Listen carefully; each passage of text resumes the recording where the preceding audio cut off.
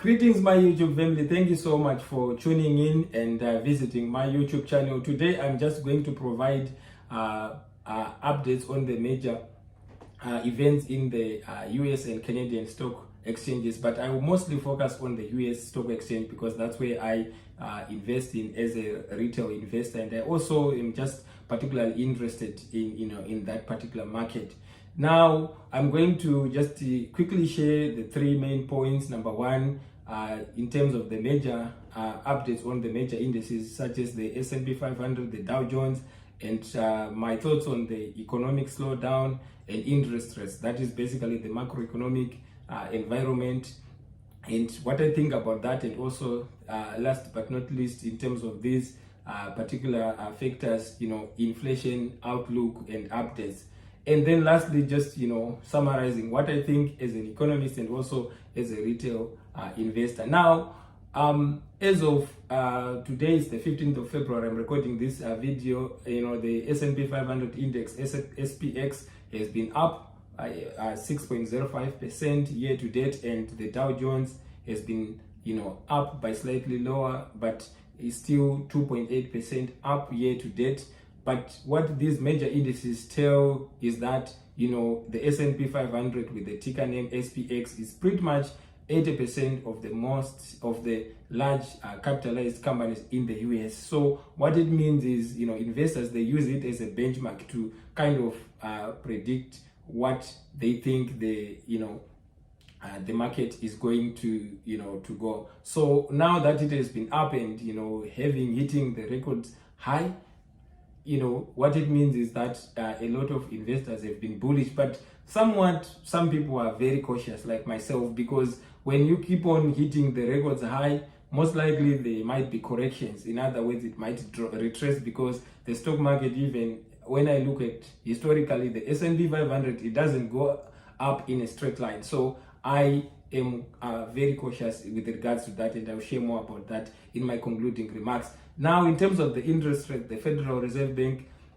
will be meeting to make decisions in March, but so far a lot of analysts have been anticipating that they may increase interest rates, but things may change because now the inflation data is came. It shows that inflation is currently in February 13, it was 3.1%, and they will meet again to decide to provide an update actually on March 12th, 2024. So depending on those gauges, like unemployment numbers, because the Federal Reserve governors, what they do, they look at the data. So that's why for me, I don't like to even think to myself that I can predict the market. I want to be able to understand that even if they increase or decrease the interest rates, what is the impact to the economy? How is it going to affect my small portfolio as a retail investor? So I also look at the big money moves, like just looking at other hedge fund managers, what they are doing. For example, I was looking at the Berkshire Hathaway. They trimmed down some shares in Apple, which is a major holding of about 50% of the Berkshire Hathaway portfolio.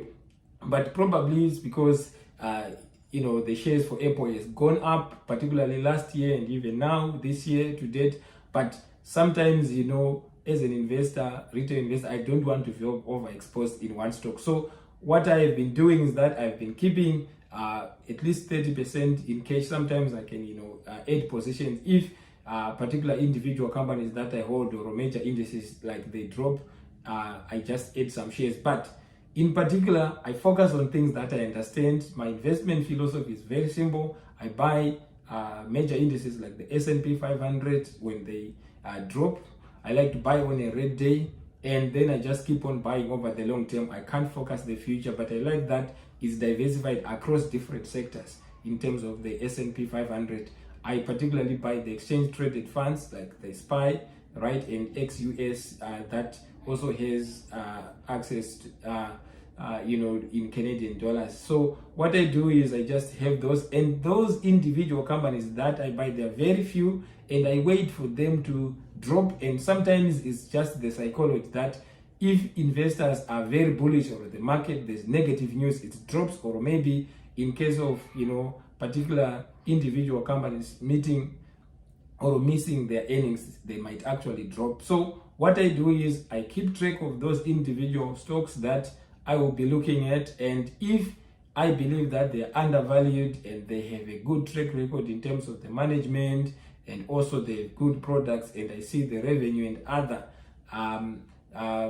things that I look at, like insider trading, like how are the people managing the company, if they have the shares, are they selling or buying? I just looked that up online, and also their filings on the Security Exchange Commission, also in terms of their balance sheets, their cash flows. I like to invest in companies that have very little debt, because if they are unfavorable macroeconomic conditions, like let's say interest rates are increased in terms of the policy interest rates by the Federal Reserve Bank or the Bank of Canada here in Canada, it might potentially cause a shift in terms of those sectors that are interest sensitive, like housing, right? For those who have variable interest rates, it might cause the mortgage payments to potentially increase.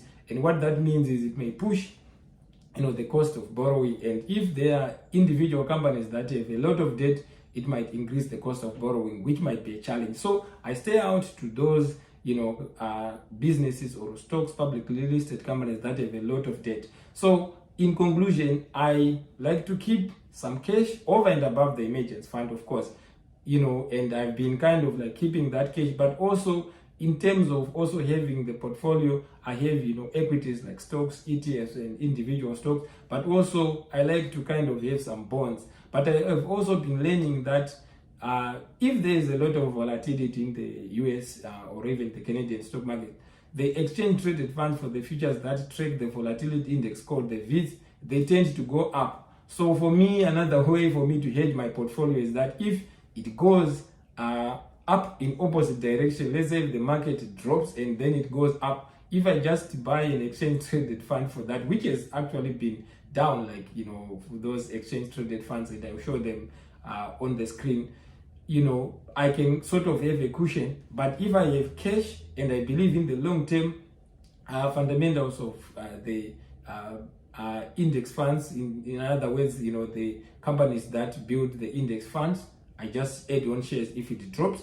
And then for those individual stocks, if there are major events and there's a shift in the market sentiment, and I believe that they've dropped, and I have a good margin of safety, because a lot of people, they are buying into the semiconductor sector, and that's fine. I'm not worried about that. I don't have fear of missing out. What I do is I don't like to just follow what people are doing just because Nvidia, for example, is going up. But I believe that it's important to understand the valuation. Let's say if it drops, and usually sometimes it pays to be patient. So my approach is very simple.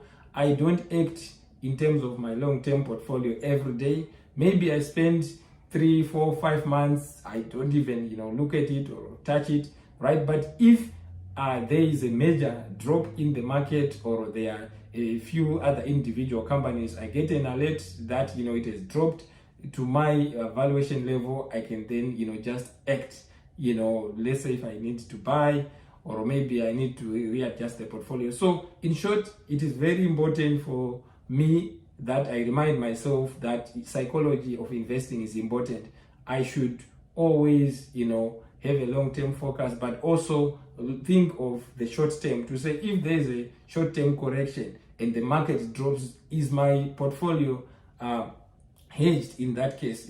So I mentioned the futures, that exchange traded funds that track the volatility, the VIX, or also even a portfolio, a part of the portfolio in bonds. So that's something that I think about. And also just keeping an eye on what's going on around the world in terms of the major market updates. So that's it. Thank you so much for listening, and I will provide an update again in the near future. And if you haven't subscribed on this channel, please consider subscribing so that you don't miss content like this in the future. Thank you, and may the market be with you. Have a wonderful week.